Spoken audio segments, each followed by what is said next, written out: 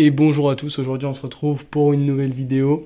Elle va pas être très compliquée, ça va pas être un exercice de maths, mais plus une remarque comme ça, un truc assez drôle quoi, un petit fun fact. Notre histoire, ça va être une histoire de somme, de série. On va partir tout simplement d'une équation. Okay. Un peu comme en chimie, on a, imaginons l'espèce A qui est ici, et on essaye d'équilibrer cette équation ici. Donc du coup, quand on équilibre une équation en chimie, il faut qu'il y ait le même nombre à droite comme à gauche. Donc là, par exemple, il y a un A à gauche, mais ça va pas aller parce qu'il n'y en a pas à droite. Et pour équilibrer cette équation, on a le droit à deux espèces. On a le droit à l'espèce AB et le droit à l'espèce B2A. Et donc, vous allez voir, ça va être assez fun. On va essayer d'équilibrer, premièrement, imaginons les A à droite. Donc je vais rajouter B2A ici. Comme ça, je me retrouve avec un A de chaque côté. Bon, maintenant, le problème, c'est que je me retrouve avec 3B ici. Donc, il va falloir que je rééquilibre avec les B à gauche. Donc, je vais rajouter plus 3AB. Le problème, c'est que ici, je viens de rajouter 3A. Donc, il va falloir que je rajoute plus 3B2A. Et du coup, je viens de rajouter 6B en trop. Donc, j'en rajoute 6 ici.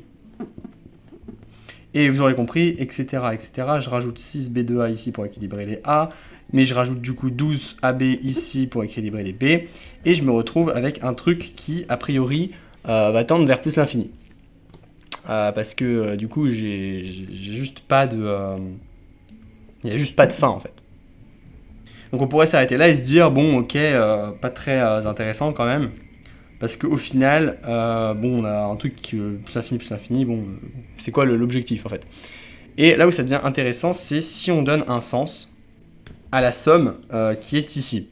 Si on donne un sens à la somme qui est ici, donc en écrivant S égale 3 plus 6 plus 12, etc. On se rend compte que des deux côtés, on a à peu près la même somme, c'est juste que là, ça va commencer à partir de 1. Et là, il n'y aura pas le terme 1. Et là où ça va être très intéressant, c'est qu'on va se rendre compte, en factorisant ici par 3, que ça fait apparaître une somme géométrique.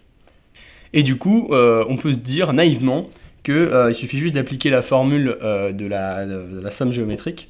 Donc 3 facteur de 1 sur 1 moins, la raison ici ça va être 2, ok, donc moins 3. Donc S égale moins 3. Et du coup, on va pouvoir remplacer ici dans notre équation. On va remplacer 3 plus 6 plus 12, etc. par moins 3. Et ici, on a juste à rajouter 1, donc on va rajouter moins 3 plus 1, ça fait moins 2. Ok.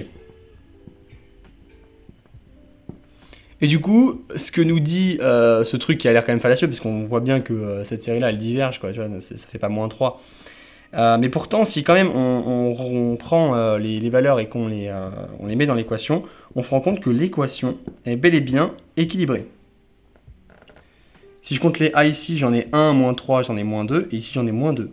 Et si je compte les B, j'en ai moins 3 ici, et là j'en ai 1, moins 4, moins 3 aussi. Donc l'équation est bel et bien équilibrée, c'est bel et bien ça la réponse. C'est ce truc-là. Et voilà, rien à dire de plus.